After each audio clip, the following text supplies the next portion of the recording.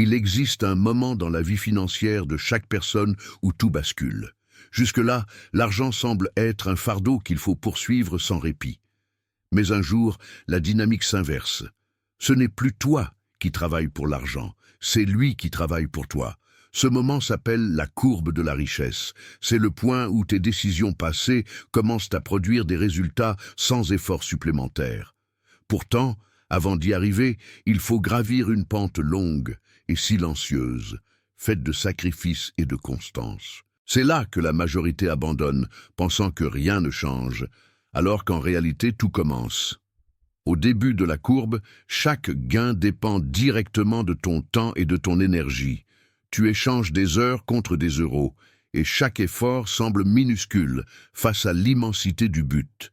C'est la phase de la patience, du doute, du courage invisible. Tu te bats contre la lenteur du progrès, mais c'est dans cette lenteur que se forge la discipline. Car la richesse n'est pas le résultat d'un coup de chance, mais la somme de petites actions répétées sans relâche. Ce n'est pas rapide, mais c'est durable. Vient ensuite le moment où tu découvres que l'argent peut être un outil, pas seulement une récompense. Tu comprends que le dépenser t'offre du plaisir, mais l'investir t'offre de la liberté. C'est la première métamorphose mentale. Tu cesses de penser à combien tu gagnes et commences à te demander comment ton argent peut croître sans toi. À partir de là, chaque euro devient une graine. Et ces graines, si tu les sèmes correctement, créeront une forêt financière qui grandira même pendant ton sommeil. Puis, lentement mais sûrement, tu atteins le point d'inflexion. Le moment où les rendements commencent à dépasser tes efforts. Tes placements, tes actifs ou ton entreprise génèrent de la valeur sans ta présence constante. Tu réalises alors que le temps peut enfin devenir ton allié. C'est une sensation nouvelle, presque irréelle. Ton argent travaille et toi, tu respires. Ce que les autres appellent chance, toi, tu l'appelles structure. Mais cette courbe ne s'accélère pas avec la précipitation. Elle s'élève avec la constance. Ceux qui cherchent la richesse rapide redescendent toujours. La clé, c'est la discipline. Réinvestir, corriger, attendre. Chaque geste répété avec sagesse construit une base que rien ne peut ébranler. La courbe récompense les patients, pas les pressés. Et quand tu comprends cela, tu changes de dimension financière. La courbe de la richesse n'est pas qu'un concept économique, c'est un chemin émotionnel. Elle t'apprend à différer le plaisir, à ignorer le regard des autres, à construire dans le silence pendant que le monde cherche l'apparence. Ceux qui comprennent cela cessent de chercher la validation et commencent à bâtir la liberté. Ils vivent moins pour impressionner, plus pour grandir. Avec le temps, tes finances cessent d'être une source d'angoisse pour devenir une source de stabilité. Les chiffres se mettent à croître sans que tu aies à les forcer. Le stress s'efface, remplacé par une confiance calme. Tu ne travailles plus pour ton salaire, tu travailles pour ton système, et ton système travaille pour toi. C'est la magie de la courbe. Ce que tu nourris pendant des années finit par te nourrir à son tour.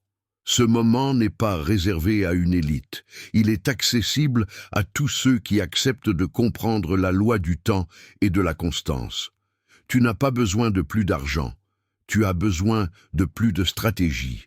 Car la richesse ne dépend pas de ce que tu gagnes, mais de ce que tu fais avec ce que tu gagnes. Et cette vérité simple transforme la vie de ceux qui osent l'appliquer. Quand ton argent commence à travailler pour toi, tu ne penses plus en heures, mais en système. Tu n'achètes plus des choses, tu achètes du temps. Et dans un monde où tout le monde court, celui qui maîtrise son temps est déjà riche. C'est cela, le véritable pouvoir de la courbe. Faire du temps ton meilleur investissement. La richesse ne vient pas de la vitesse à laquelle tu gagnes, mais de la sagesse avec laquelle tu la laisses grandir. Warren Buffett. La deuxième étape de la courbe de la richesse commence par une prise de conscience. La clé N est pas de gagner plus, mais de garder et de multiplier intelligemment ce que tu gagnes déjà. Ici, ton rapport à l'argent change profondément. tu cesses de le voir comme une récompense à dépenser et tu le perçois comme une ressource à cultiver. Chaque euro devient une graine capable de produire d'autres euros. C'est le moment où tu réalises que le secret n'est pas dans la quantité, mais dans la direction. L'argent bien placé travaille, l'argent gaspillé s'éteint. La richesse ne se construit pas avec des grandes décisions, mais avec des petits choix répétés. Acheter ou investir, dépenser ou conserver, réagir ou planifier. Chaque réponse à ces dilemmes détermine la forme future de ta courbe.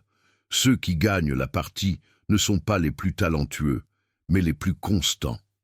Tu n'as pas besoin de chance, tu as besoin de stratégie. Et cette stratégie commence avec une phrase simple. Je ne veux pas paraître riche, je veux le devenir. Mais cette étape est dangereuse, car les tentations apparaissent. Lorsque tes revenus augmentent, le monde te pousse à consommer davantage. Tu sens la pression de prouver ton succès, une voiture, un voyage, un style de vie. Pourtant, chaque euro que tu montres est un euro que tu retires de ton avenir. Les vrais riches ne montrent rien, ils accumulent en silence. La maîtrise émotionnelle devient ton plus grand atout. La liberté financière commence là où finit le besoin d'impressionner. À ce stade, tu apprends à distinguer deux mondes, celui des consommateurs et celui des bâtisseurs. Le consommateur dépense pour aujourd'hui, le bâtisseur prépare demain. Le premier cherche la validation, le second, la vision. La différence entre eux se mesure en années-lumière de sagesse.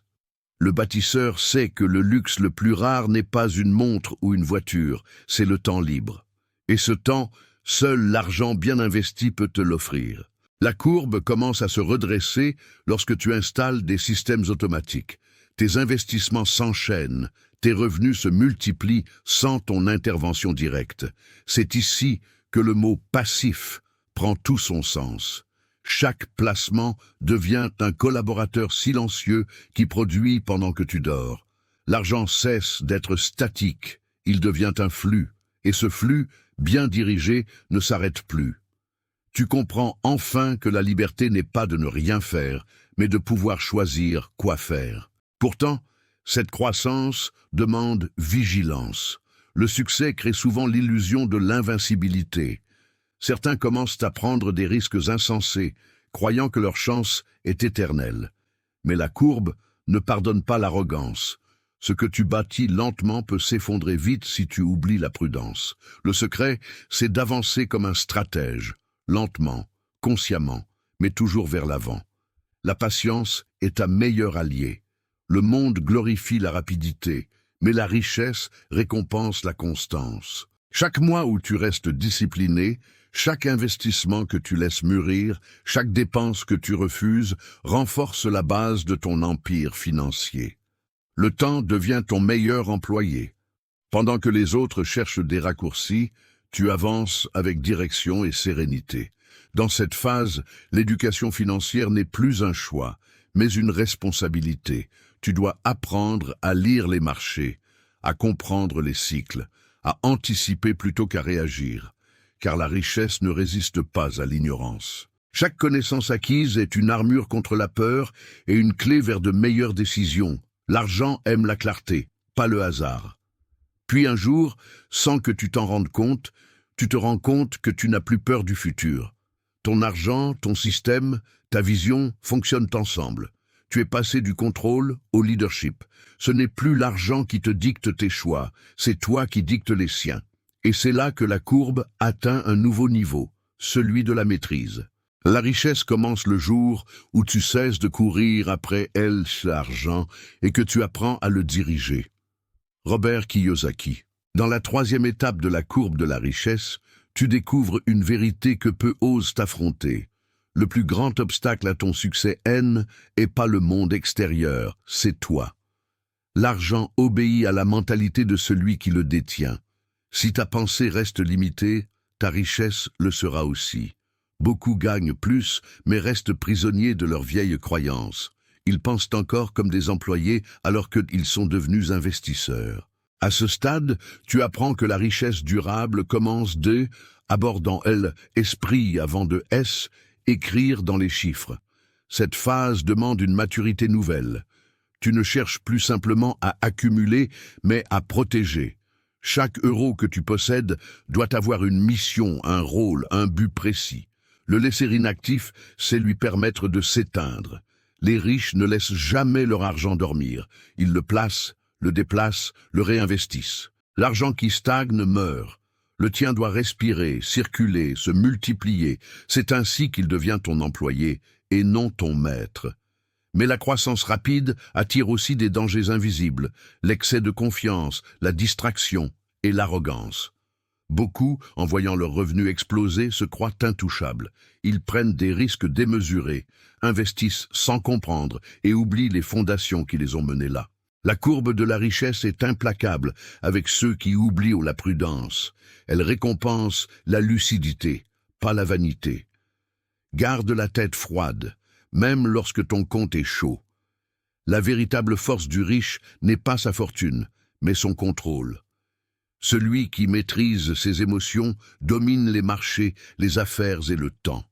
La panique détruit plus de patrimoine que la pauvreté. La peur pousse à vendre trop tôt. La cupidité pousse à acheter trop tard. Le riche équilibré ne se précipite pas. Il observe, analyse et agit au bon moment. Sa fortune ne vient pas de la chance, mais de la maîtrise de lui-même. Dans cette phase, tu réalises que ton argent amplifie ce que tu es déjà. Si tu es discipliné, il renforcera ta stabilité. Si tu es impulsif, il accélérera ta chute. L'argent n'a pas de morale. Il n'est ni bon ni mauvais. Il obéit simplement à ton caractère. C'est pourquoi la richesse demande autant d'intelligence émotionnelle que de compétences financières. Le vrai pouvoir consiste à rester calme quand tout le monde panique. C'est aussi ici que la responsabilité entre en jeu. Plus tu gagnes, plus ton influence s'étend. Tes décisions financières affectent ta famille, tes partenaires, ton entourage. Ce n'est plus seulement une question d'enrichissement personnel, mais d'impact collectif. La richesse mal gérée peut t'écraser.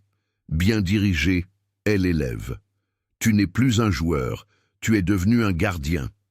Beaucoup échouent à ce stade, parce qu'ils veulent tout contrôler seuls. Mais le riche intelligent s'entoure. Il construit une équipe, conseiller, expert, mentor. Il sait que la richesse est un écosystème, pas une solitude. L'humilité devient une arme. Reconnaître ce que tu ne sais pas est plus précieux que prouver ce que tu sais. Celui qui apprend de tous finit par dépasser tous les autres. À ce niveau, tu commences à comprendre la puissance du temps long. Tu vois plus loin que les chiffres immédiats. Tu penses en décennies, pas en semaines. La courbe de la richesse ne récompense pas la vitesse, mais la direction. Les véritables bâtisseurs ne se pressent jamais. Ils plantent des racines profondes pendant que les autres cherchent des raccourcis. Et puis, un jour, tout devient plus clair. Tu n'es plus dans la peur, ni dans la précipitation. Tu avances avec sérénité. Ton système tourne, tes décisions portent leurs fruits, et ton argent suit un rythme presque naturel. Tu ne cours plus après la richesse, tu marches avec elle. C'est le signe que la courbe est désormais en ta faveur. Le succès n'est pas une question de chance, mais une question de contrôle. Celui qui se maîtrise, maîtrise tout. Warren Buffett.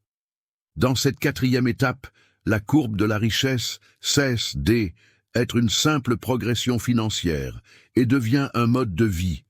Tu n'agis plus pour gagner, tu construis pour durer. Chaque décision n'est plus motivée par le besoin, mais par la vision. Tu comprends que le véritable objectif n'est pas d'accumuler, mais de créer un système stable, capable de survivre à toutes les tempêtes. L'argent n'est plus ton moteur, c'est ton carburant. Tu ne cherches pas l'abondance pour la dépenser, mais pour la transformer en liberté et en influence durable.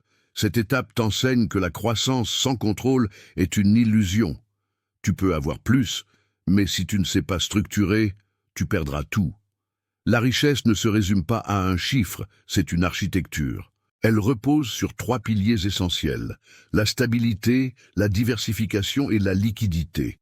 La stabilité te protège, la diversification t'élargit et la liquidité te permet de bouger quand les autres restent bloqués.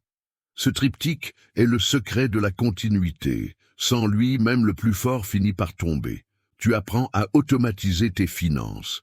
Tes investissements, tes rendements, tes revenus se coordonnent comme une machine bien réglée. Le système tourne pendant que tu dors, pendant que tu penses, pendant que tu vis. C'est ici que la promesse de la liberté financière devient réalité. Non pas parce que tu as arrêté de travailler, mais parce que ton argent ne s'arrête plus. La tranquillité vient du fait que le temps travaille avec toi, pas contre toi. Mais cette tranquillité peut se transformer en piège si tu baisses la garde. Le confort est l'ennemi de la croissance. Lorsque tout semble aller parfaitement, l'arrogance s'invite. On commence à croire que la chance y est pour quelque chose, qu'il n'est plus nécessaire d'apprendre ou de réviser. C'est là que la courbe peut redescendre. La vigilance est le prix de la liberté. Celui qui croit savoir cesse de progresser, et celui qui cesse d'apprendre recommence à perdre. À ce stade, tu découvres la beauté du silence financier. Tu n'as plus besoin de prouver quoi que ce soit.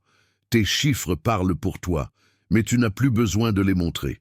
Les vrais riches ne crient pas leur succès, ils l'écoutent travailler. Le bruit appartient à ceux qui espèrent encore impressionner. Le silence appartient à ceux qui ont compris. Le pouvoir de la courbe, c'est la prévisibilité. Tu sais que chaque action a une conséquence mesurable. Chaque réinvestissement, chaque ajustement, chaque décision s'ajoute à une mécanique invisible. La courbe récompense la régularité bien plus que l'intensité. Un investissement intelligent chaque mois vaut mieux qu'une impulsion brillante une fois par an. Tu n'as pas besoin de plus de talent, tu as besoin de plus de constance. L'éducation financière devient une philosophie. Tu n'apprends plus pour toi, mais pour transmettre. Tu veux que ta famille, tes enfants, ton entourage comprennent ce que tu as compris. Que la liberté ne vient pas de l'argent, mais de la maîtrise. Que l'argent est un excellent serviteur, mais un terrible maître. Enseigner devient ta nouvelle forme d'investissement, car chaque esprit éclairé renforce ton propre héritage. Et plus ton système grandit, plus tu découvres une vérité surprenante. La richesse te libère du besoin de la richesse. Tu ne te lèves plus pour gagner, mais pour créer. Tu n'investis plus par peur du manque, mais par amour du mouvement. L'argent devient art, stratégie, jeu mental. C'est là que tu réalises que la véritable richesse est intérieure avant d'être extérieure. Tu atteins un équilibre rare, la puissance sans prétention, l'abondance sans arrogance, le succès sans dépendance. Tes journées sont remplies, non pas de stress, mais de sens. Tu as compris que la liberté ne s'achète pas, elle se mérite par le temps, la patience et la sagesse. La vraie richesse, c'est de pouvoir choisir son rythme, ses projets et ses silences. Warren Buffett. Dans cette 5e étape, la courbe atteint un niveau où elle, argent cesse d'être le centre de ta vie et devient simplement un outil d'expansion. Tu n'es plus en mode survie, ni même en mode accumulation. Tu es en mode création. Tes décisions financières sont dictées non par le besoin, mais par la stratégie et la vision. Chaque euro placé a une mission. Chaque investissement reflète une intention. Le chaos du début est transformé en une symphonie organisée où tout travaille en harmonie pour un seul objectif, la liberté totale. Mais ici naît une nouvelle responsabilité, celle de préserver sans étouffer la croissance. Trop de prudence peut ralentir ton élan, trop d'audace peut le détruire.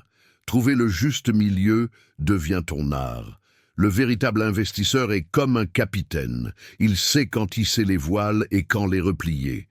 Il ne lutte pas contre le vent, il l'utilise.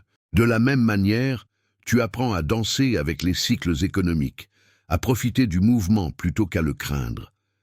La mentalité du riche évolue encore. Il comprend que chaque marché, chaque crise, chaque fluctuation porte une opportunité. Là où la peur fait fuir les masses, la connaissance attire les maîtres. Ce n'est pas la crise qui appauvrit, c'est la réaction à la crise. Le riche ne panique pas, il prépare. Il ne subit pas le changement, il s'y positionne. Et c'est cette anticipation qui transforme chaque défi en levier. Cette phase t'enseigne aussi que la richesse ne se multiplie pas seulement par les chiffres, mais par les relations. Ton réseau devient ton nouvel actif. Tu cherches des gens qui pensent à long terme, qui construisent, pas ceux qui consomment. Les connexions justes valent plus que les investissements rapides. Entoure-toi de personnes qui élèvent ton esprit, car ton portefeuille suivra toujours ton niveau de pensée. La courbe devient exponentielle lorsque tu associes ton argent à ton talent. L'argent seul a des limites, mais combiné à ta créativité, il devient illimité. C'est le moment où tu crées des entreprises, des projets, des systèmes qui te survivent. Tu passes du statut d'investisseur à celui de bâtisseur. Le monde n'a plus besoin de tes heures, il a besoin de ta vision. Et c'est ainsi que tu franchis la barrière de la simple richesse vers l'abondance. Mais cette expansion te confronte aussi à la solitude. Peu comprennent ce niveau de jeu. Tu n'as plus besoin de prouver, mais tu ressens le besoin de transmettre. La satisfaction ne vient plus de gagner, mais de voir grandir. Le mentor remplace le compétiteur. Tu comprends que l'héritage le plus précieux que tu puisses laisser est pas ton argent, mais ta manière de penser. Le danger, à ce stade, est de t'oublier dans ton succès. L'argent peut rendre sourd si tu n'écoutes plus la réalité. C'est pourquoi la gratitude devient ton ancrage. Tu te rappelles d'où tu viens, de tes erreurs, de tes débuts. Tu réalises que la richesse ne t'a pas changé, elle t'a révélé. La courbe n'a jamais été une ligne ascendante parfaite, mais une succession de chutes et de reprises. Ce sont ces épreuves qui t'ont rendu indestructible. Tu ressens enfin la paix du contrôle. Non pas celle qui enferme, mais celle qui libère. Tu ne crains plus les pertes, car tu as compris que rien ne se perd quand tout sert d'expérience. L'argent, dans sa forme la plus pure, n'est plus une finalité, mais une énergie. Il va, vient, circule, mais toi, tu restes, solide, calme, prêt, et c'est dans cette sérénité que tu atteins la phase la plus haute de la courbe, celle où la liberté devient naturelle et le futur prévisible. Tu n'espères plus la richesse, tu l'incarnes. Le but n'est pas d'avoir plus d'argent, mais d'avoir une vie que même l'argent ne peut pas acheter. Jim Rohn. Tu es arrivé au sommet de la courbe, ce point où l'argent ne te gouverne plus, mais t'obéit. Ce moment où le travail cesse d'être une obligation et devient un choix. La liberté financière, telle que beaucoup la rêvent, n'est pas une montagne à gravir, mais une structure à construire. Et tu l'as bâtie, pierre après pierre, habitude après habitude, avec patience, courage et stratégie. À présent, ton argent ne dort jamais. Tes décisions du passé te paient aujourd'hui. Et le futur, autrefois incertain, est devenu un terrain maîtrisé. C'est ici que tu découvres que la richesse a jamais été une question de chiffres. Elle est avant tout une question de conscience, car tu pourrais tout perdre demain, et pourtant, tu saurais tout reconstruire. Tu possèdes la véritable compétence des riches, la connaissance. Tu sais comment créer de la valeur, comment transformer une idée en flux, une graine en arbre, un effort en résultat. La courbe n'est plus un graphique, c'est une mentalité. La richesse, dans son essence, est silencieuse. Elle ne crie pas, elle agit. Elle ne s'exhibe pas, elle s'exprime dans la stabilité, dans le temps libre, dans la sérénité du choix. Tu comprends maintenant que la vraie réussite n'est pas d'avoir du temps pour toi, mais de n'être pressé par rien. Elle, argent T, a appris le rythme du monde. Tout ce qui grandit vite meurt vite, mais tout ce qui mûrit lentement devient éternel. Cette dernière étape t'enseigne la gratitude. Tu regardes en arrière et tu réalises que chaque erreur, chaque chute, chaque doute t'a préparé à ce moment. Le succès n'était pas dans le sommet, mais dans la montée. La richesse ne t'a pas changé, elle t'a révélé. Elle a mis en lumière ta patience, ton courage et ta vision. Tu es devenu celui que tu devais être pour recevoir ce que tu as construit. Tu commences alors à comprendre la notion de l'héritage, car la richesse sans transmission est incomplète. L'argent doit circuler, les connaissances doivent s'enseigner, et l'exemple doit inspirer. La courbe de la richesse ne se termine pas avec toi, elle continue à travers ceux que tu touches, ceux à qui tu montres que c'est possible. La vraie abondance, c'est de donner sans diminuer. Tu apprends que la générosité n'appauvrit jamais le riche, elle l'agrandit. Aider les autres à construire leur propre courbe prolonge la tienne. Enseigner devient ta plus belle forme d'investissement. Et c'est là que la richesse prend tout son sens. Non pas dans ce que tu possèdes, mais dans ce que tu fais grandir autour de toi. Le sommet de la courbe n'est pas la fin, mais un retour à l'essentiel. Tu réalises que la liberté n'est pas de ne rien faire, mais de pouvoir choisir ce qui compte. Elle, argentée, a offert ce que le monde ne peut pas acheter.